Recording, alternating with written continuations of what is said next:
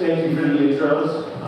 Just want to start by saying thank you to brand Innovators and the fifth group for putting this great event together. Also appreciate everyone that's come up here already. I think it's been a great morning and looking forward to this afternoon. We have another great panel in store for you here today. We're going to change gears a little bit here, talk about innovation in the beauty space, hopefully keep you awake. Figure we can just start with a little more extended introductions. You can just tell the folks who you are and a little bit more about your role. Henry, if you want to kick us off.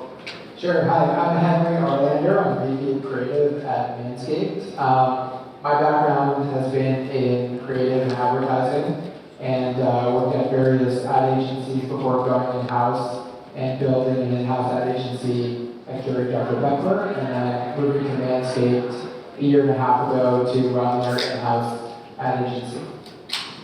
I'm Lammers. I'm the VP of Digital and Media at Necessaire. My background is leading digital teams previously in the CPG grocery space, so relatively new to the grocery or to the beauty world. So at Necessaire, I oversee all of our digital platforms, including DTC, Amazon, all of our digital retail support, and all of our paid media. So excited to be here.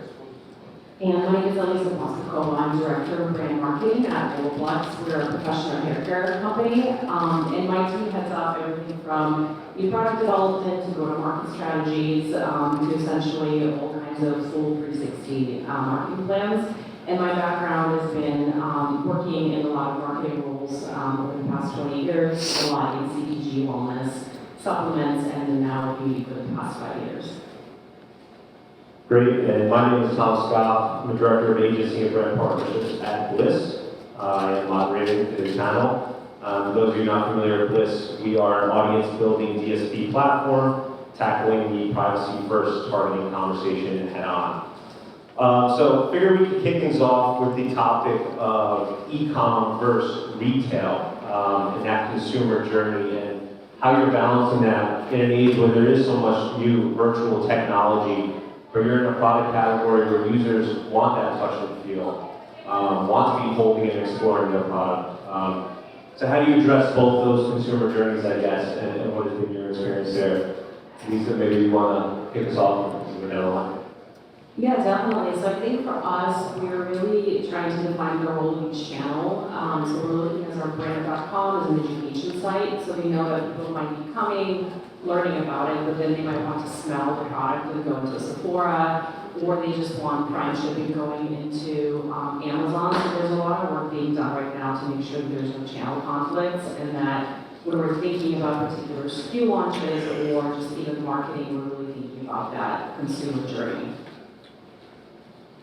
Yeah, it's similar for us. I think Necessaire, we started in 2019, so we really grew up during the COVID years, and we're DTC only for the first couple of years. So that really has been our focus for a good portion of our brand life. Up until we partnered with Sephora about a year and a half, 2 years ago, and now I've expanded to 400 doors. So now having a physical retail location to actually drive customers to it and actually experience the products is a major unlock and focus for us, but it is a new muscle and new priority for us. So now it's kind of shifted on how we position DTC in the entire life cycle. So we're on Amazon as well. We have our DTC site as kind of a brand billboard research. We know customers are going into Sephora, searching on their phones to find out about our products, look at our reviews, find out about our efficacy story. But that in-person touch point and education is still a crucial part to help kind of bring them through the funnel. So that's where we're keenly focused on building out our field team, educating store VAs at Sephora to really kind of round out that experience and have the online components be part of that research and education story. Great. So we started DTC also, and as we continue to grow, opened up other channels. So now we're an omni-channel business. We're in 40 countries around the world, and we're in retailers like Target, Best Buy, Macy's, and opening more retail with more retail brands as well. I think that the challenge is when we're DTC only, you can come up with an idea, launch it, see how it does, iterate, go back, put something else out there. And now with retail, because of the lead times, and the fixtures that you think about, you need to be much more intentional and deliberate in what you're going to put out there, so that you know now you're going to have a certain message out there for people, like Father's Day next year. So you need to start planning, like, what do you want to do with the brand and your upcoming launches and stuff that are going to coincide with that. So it's a consistent message across the journey. So I was told we need to speak a bit about innovation. I don't think I'd be doing my job if I bring up the terms AI, AR, machine learning. I'm sure everyone in this room is dealing with it, researching it, or currently utilizing it to some degree. So Lisa, I would love to throw this one to you and hear about your experience with these emerging technologies and what you're doing in this space.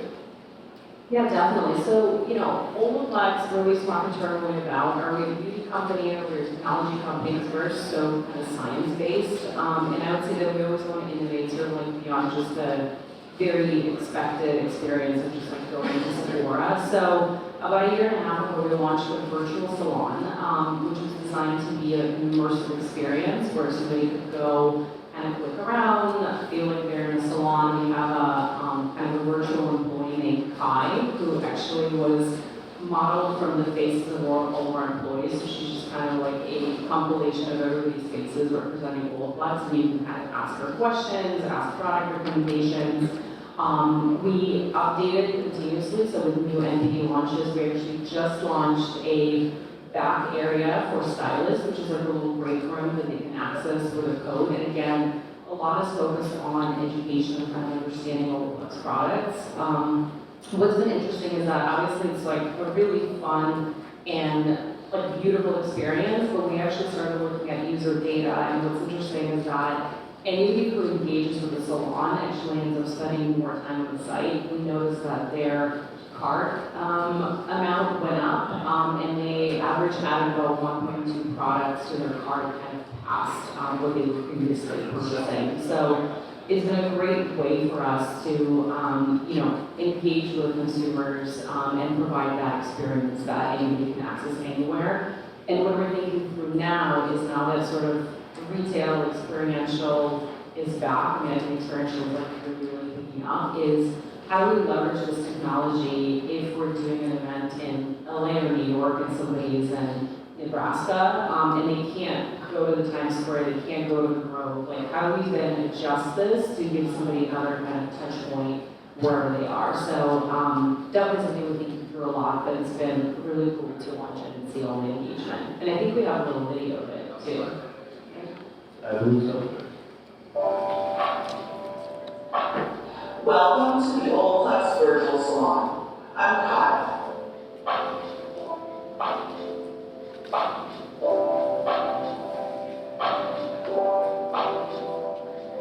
It is shoppable, so you can ask a card straight from the salon as you're learning about it.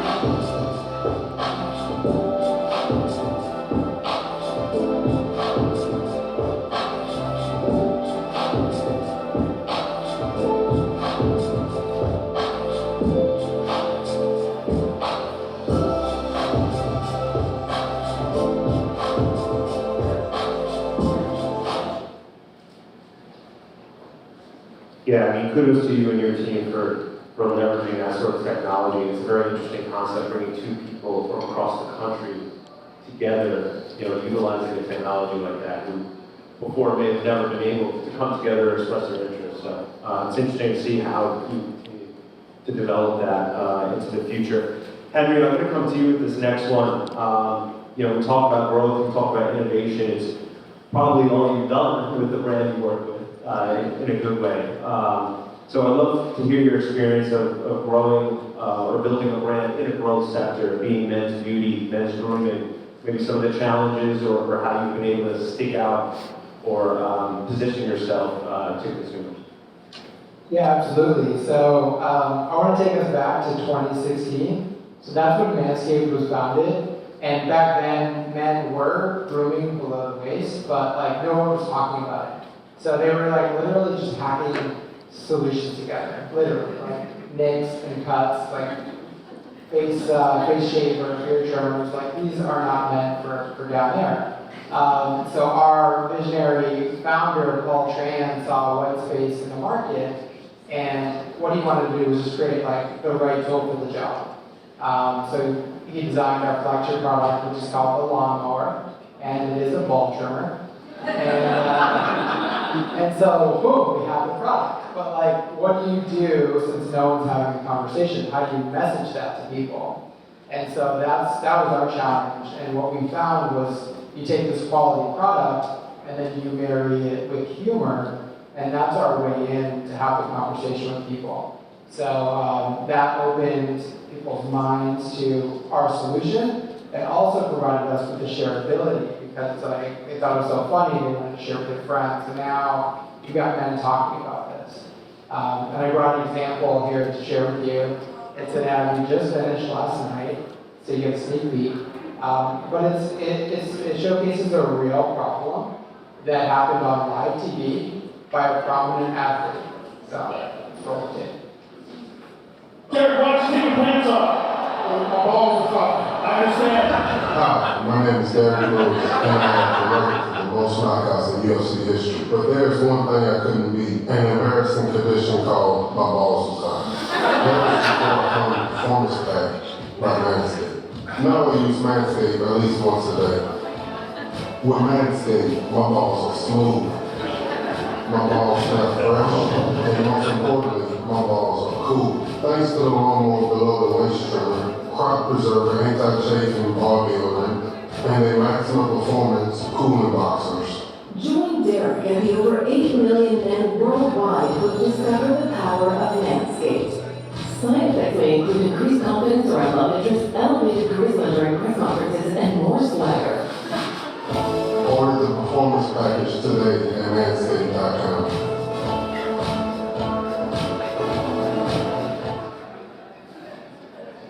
I mean, it's even like a pharmaceutical, right? There's a problem, and we have a solution for it.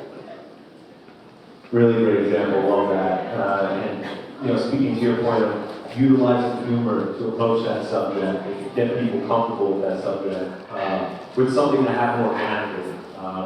Kudos to your team, and yeah, really, really great ad. So I'll open this one up to the entire group again. Each of the brands you're working with, have a positioning with, or try to promote the brand with a greater purpose, right? Or align with a message for greater purpose. And consumers these days seek that, right? They want authenticity in brands. They want a genuine connection to the brand. And I think each of your brands have done a very good job of doing that. So I'd love to hear your experience of how you're growing with that message, and how you're aligning, I guess, with a greater cause. Maybe Lisa, you want to kick off? Yeah, no, I think it's a really good question. So I think for us, we're a pro-first brand, so we really launched in the salons. That's how it was sort of like, discovered, and that's how distribution really grew. And if you really think about when we talked about the pandemic in the last 2 years, like that, the stylist community has really been decimated in certain ways with a lot of kind of lockdowns and closures. And we actually saw a really large number of professional hairstylists leaving the profession during that time. So for us, we're really focusing on kind of being a steward in that community and supporting the stylists. We're about to launch a new campaign that's actually called Ode to the Pro. And it is really focused at, encouraging people to kind of go into the salon, understanding how hard these people are working. We're also doing a lot in terms of providing scholarships, kind of different grants for stylists and salons to do makeovers, to do continuing education, to be able to kind of stock them. We're partnering on business education around, kind of telling them how to run the salon, how to organize their retail to make money. So for us, that has really been, authentic to our brand, because we're knowing that, them doing well is also us doing well as well. Yeah, at Necessaire, there's really been a key focus on kind of two brand pillars since we were founded about four and a half years ago, and that's care for your body, care for your planet. In the beauty space, as with a lot of categories, there is greenwashing that exists out there, and really that has been kind of a key focus for us in proving that you can lead by example, that responsible luxury is possible in this space. And so that's starts with every product development, new product that we're launching. for sourcing, natural ingredients that we're using. We just went through the certified B Corp process, and thankfully we're able to complete that at the tail end of last year, which those of you, who maybe have that certification know that that's not a light process. Every single component across your freight, supply chain, to your ingredients, to your packaging is included in that. All of our boxes are FSC certified, and we also are a component or a partner with Care for the Planet, or 1% for the Planet. So every single touch point, we want to make sure that that is held through and true to our kind of founding. Just with the consumer in this day and age, there's a key focus in not, greenwashing and not being able to just kind of cover a sheet over what you're doing on the back end. So you want to make sure that we're authentic and transparent with what we're doing in every touch of the product life cycle, and that's held true to this stage. Cool. I think we established with the previous question that we love balls at Manscaped. And unfortunately, the number one type of cancer among men 15 to 35 is testicular cancer. So it was a no-brainer for us to partner with the Testicular Cancer Society. So every April for the Awareness Month, we do an awareness campaign to encourage men to check themselves. And we've had celebrity shout-outs from like Pete Davidson, Steve-O, and others, video messages, encouraging the same. We did an activation in Wall Street with that famous bull statue, where we put a lump on the bull, under the bull, and whoever found it would win a limited edition trimmer, with the proceeds going to the cause. So it's very important to us, and something that also everyone in our company is excited about and rallies around.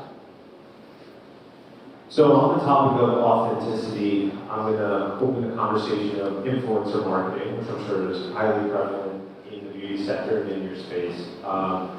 So I'd love to know if you have any tips or what your experience has been in terms of building a genuine influencer partnership. Obviously, consumers these days are better than ever at sniffing out what is not actually authentic or genuine and can work against you. So we'd love to hear your experience designing those sort of partnerships. Calvin, maybe you can kick us off. Yeah, I can pick that one up. Really from the beginning, Necessaire has really been a heavily influencer-led brand in terms of our marketing mix. Influencers really take the majority of our spend in driving brand awareness and ultimately customer acquisition. And what we found through trial and error and over many years of doing this is that especially with a brand like ours that has a little bit more education needed around the efficacy, the ingredients, the why behind it.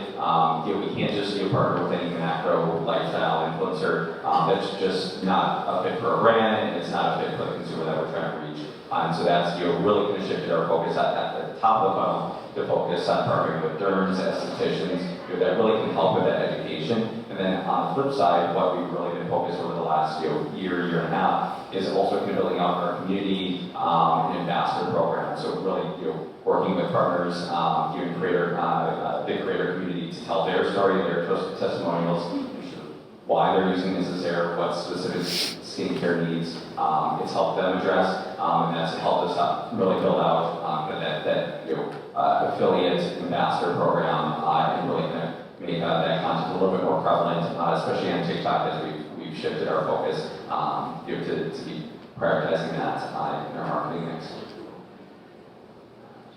Heather, maybe you want to?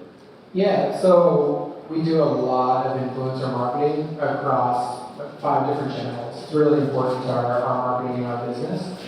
What we found is it's got to be a symbiotic relationship. So we need to find the influencers that are a great fit for our brand, but we also need to let them be authentic to their audiences and their brand that they've cultivated and created. So that's really at the core of it. Being on the creative side of things, we come up with a platform for a campaign, and then sometimes influencer ideas will come out of that. So we've tried sometimes to say like, hey, influencers, do you want to do this? And we've tried it, but really we see the best results when but they're briefed on the overall idea and can create their own way to execute that and bring it to life. Yeah, I mean, I think similar to us, we're doing less, but we're going deeper, so much kind of longer relationships. We're also in the unique position because we're a pro-first brand, and we know that for a professional brand in the hair care industry, 70% of decision influence comes from the stylist. So for us, when we're thinking about influencers, it's almost like two different streams. There's sort of like that consumer retail, and of course there's different campaigns where we'll, sometimes send them to Sephora or, are online, but we also have to think about how do we influence the influencers for stylists. So then there's a whole other kind of work stream that happens in terms of finding, top stylists or like fashion editorial type of colorists, so that we can also then influence and educate those kind of local hairdressers who then talk to the stylist. So it doesn't necessarily always even happen online for us. It could happen that through TikTok we talk to somebody who then in their chair talks to somebody in another location. So I think this was asked in one of our earlier panels. I'd also be interested to hear your POVs on this as well, but are there any new channels that you are seeing or you're leaning into that you're seeing consumers resonate with that maybe haven't before, or this pre versus post COVID world, lockdown world that we now live in? Is there a channel that's standing out that might not have in the past or that you are exploring? Throw this out to the general group here. Yeah, I can start with that one. I know we were chatting about this a little earlier, but the saying that what's old is new again. So a lot of the legacy media channels, like even direct mail, has seen a big boom over the last couple of years. So that's something that we started testing out last year and seen a lot of success. In the beauty space, out of home billboards has really seen a big resurgence over the last couple of years. So it's really about diversifying, I think, the mix, not necessarily adding new channels, but reintroducing channels that maybe we haven't tested before. So along with that, I mentioned TikTok, not a new channel, but like a lot of brands, just reprioritizing or refocusing on the channels that have been working for us, and then also where obviously the consumer lies. Because at the end of the day, as I mentioned earlier, in-store Sephora is a big focus. So finding that right mix on how we can push traffic into stores is the focus for us. So also finding the right tactics to do that. Yeah, I completely agree. I think that as a D2C brand, starting that way, it's a natural evolution to then use some of these like old channels that you're talking about, old is new again. And it's really just about trying to be in more places and be in front of people throughout the whole journey, throughout the whole funnel. A lot of D2C is built on performance marketing, and that's been critical to our growth, and we will continue to do that. But we need to also make sure we're filling the funnel so that when we get to that conversion point, we have more people to convert. I mean, I think similar to us, we're really trying to be, everywhere and figuring out how it works together. But I would say we're also very excited about some of these new channels like TikTok Shop, live streaming, and just really figuring out how to go after that Gen Z consumer. Because we're also finding out that sometimes it's the Gen Z daughter who will influence her mother to then buy our product. And they really want to do kind of one-click shopping, right? If it's at the point where they don't want to enter their credit card or whatever.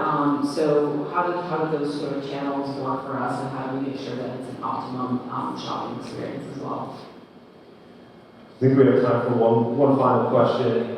As we move into the holiday season, even more exciting the new year 2024, what is one thing that excites you, either about something your brand is working on or your teams, or just from a general where the industry is going? Would love to hear that as we move into the near future. Lisa, maybe you want to start us off? Yeah, I think the beauty industry, I'm just amazed because I think this is what you came from another category previously, especially holiday is such a huge gifting occasion. We have a holiday campaign dropping, and we talked about experiential. We'll be doing a multi-city experiential activation coming up in the next couple of months. So that is a huge priority for us. We just staffed out the field team. I have somebody new on my team who's solely going to be focused on eventing and experientials. I think that's going to be huge for us throughout the end of the year.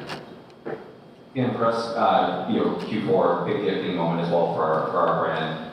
So that's a key focus. We'll do 40% of our annual sales in Q4. So it's a key time period for us. What I'm excited about is the availability and number of options that we have available to the brand now in terms of where we're driving customers. So there's less pressure on making sure that we're nailing Black Friday, Cyber Monday, and pinpointing that to a T. Now that we do have widespread availability at Sephora, we're on Amazon, Nordstrom, a key partner for us. So again, just having more options to be where the customer also ultimately shops and letting them kind of dictate and getting in front of them, but letting them choose where they're purchasing Necessaire. That's great, yeah. At Manscaped, we strive to help men look good, feel good, and do good. And we've been somewhat limited up to this point because of our distribution, being D2C and where that's available. So I'm excited as we continue to grow internationally. Currently we're in 40 countries and we're expanding pretty aggressively. And then also retail. I mentioned the stores we're in, but we have a lot more on our roadmap. So again, aggressive expansion, so that anywhere that someone's balls are hot, we should be there. Awesome. Well, thank you to each of you for your contributions. I think it was great. I guess with that, we will open up to the floor for any questions. Bueller. I'll ask one more here. So, what we do with a lot of influencer work, and curious to hear because Henry, you mentioned legacy D2C brand. Calvin, you mentioned a big part of what y'all are doing. Alisa, part of your strategy as well. When you look at a D2C brand where performance marketing has been prioritized, as you stated, and now you're trying to fill up the top of the funnel, how are you balancing that, building internal buy-in to that strategy, driving investment into influencer, knowing that a lot of that is going to be focused at the top of the funnel and not something that's immediately measurable to a purchase or an attribution? It's a great question, and it's not an easy challenge, right? So I think that it takes a mindset shift. Everything from budget allocation to even measurement. Because if you're used to seeing the direct ROI of something that you put out today, show up right away, but now you're going to run a TV campaign that you won't see the results of the branding effort go down the funnel for months, years, then everyone needs to be bought into that and just have different metrics for how we measure success there. So I think that's been super important to establish. And then I think it's also reiterating we're not going to do away with the things that made it successful. We're not going to do less influencer marketing. We're going to be doing more. We just need to get more people to that point. So I think everybody's holding hands and excited about this transition. Yeah, I think for us, we're super data-driven, and we just brought on an outside analytics agency to do a media mix modeling study for us, because we did just run our first brand campaign in the summer, and it was really, really scary because I think for us, it's always been about ROAS, conversion, add to carts, all of that, and all of a sudden we're spending millions of dollars on at home and experiential, running CTV, all of that. So we're in the middle of doing this. We actually did have a readout a couple days ago for mid-campaign results, and what it is showing to us is that as we're spending the top funnel, our kind of ACOS on the actual conversion is improving. It's becoming more efficient. So that's really exciting. We'll continue doing that. And I love it, obviously, on the brand side because we're moving into budgets coming up in the next month or so. So it's going to be a really nice data-driven case study to say, hey, this is actually worth doing. It's worth continuing to do. So it's not as subjective as I think it can be sometimes. Yeah, I think along the same lines, we're young, scrappy brand that don't have budgets quite yet for an MMM having been at brands with larger budgets in the past, I have that historical knowledge in terms of, kind of that lead time and how that top of the funnel brand awareness campaigns can help, improve overall your performance metrics. So I think putting those kind of frameworks in place now, but really focus on, until we have kind of that scale, focus on aligning on measures of success, as Henry mentioned, instead of a ROAS, looking at CPMs, reach, brand mentions, site visits, looking at those leading indicators that we can align on. These are the success measures, and then also putting tools in place that can help us better measure that. So whether that's social listening, brand tracking, etc., that help us better stay on top of this new shift that we're leading into. Got time for one more? We have it.